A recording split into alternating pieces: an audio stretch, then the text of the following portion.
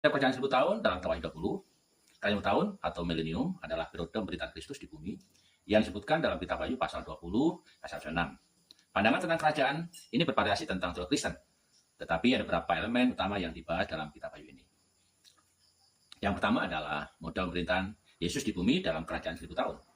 Menurut kitab Wahyu pasal 20 ayat 4 6 dalam kerajaan 1000 tahun atau milenium, Yesus akan memerintah sebagai raja atas bumi dengan pemerintahan yang adil dan damai.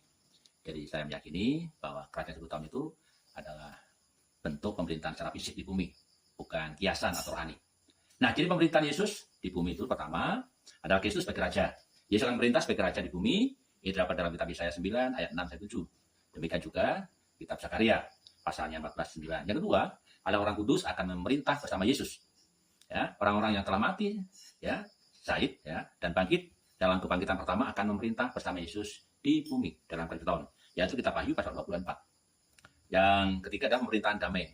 Dunia akan dipenuhi dengan keadilan dan kebenaran seperti yang dinubuatkan dalam Yesaya pasal yang ke-11 ayat 6 sampai 9. Yang keempat, saudara, kalau kita melihat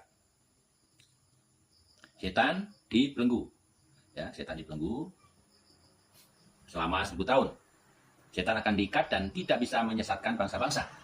Itu tercatat dalam kitab Wahyu pasal 20 ayat 2 dan 3. Yang kedua adalah siapa yang diselamatkan. Ya, yang diselamatkan orang-orang yang akan mengalami keselamatan dalam 1000 tahun.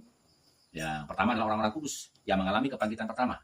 Tertulis dalam kitab Wahyu pasal 20 4 sampai 6. Mereka yang mati dalam Kristus akan bangkit untuk memerintah bersamanya. Yang kedua, orang-orang kudus ini tidak akan mengalami kematian kedua. Ya, yang kedua adalah orang-orang yang masih hidup pada akhir masa kesusahan besar.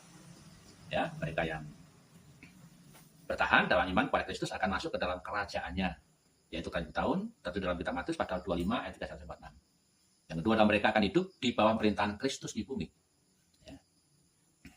Lalu yang ketiga, bangsa-bangsa yang bertobat.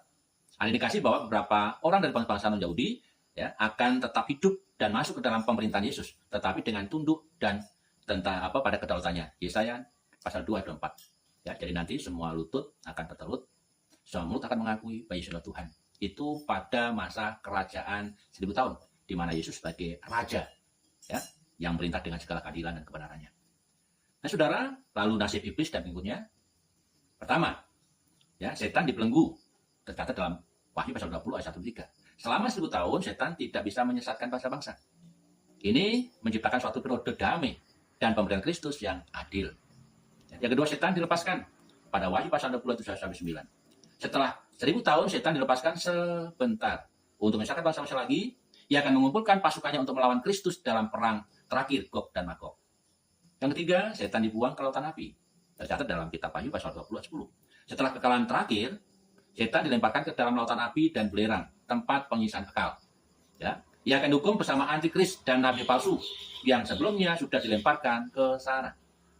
Jadi antikristus, siapapun yang tidak percaya Yesus dan pengikut-pengikut nabi antikris itu akan masuk bersama setan iblis ke neraka. Ya. Lalu nasib pengikut setan, ya, yang keempat ini nasib pengikut setan. Yang pertama adalah semua orang yang menolak Kristus dan mengikuti setan akan dihakimi di takhta putih yang besar.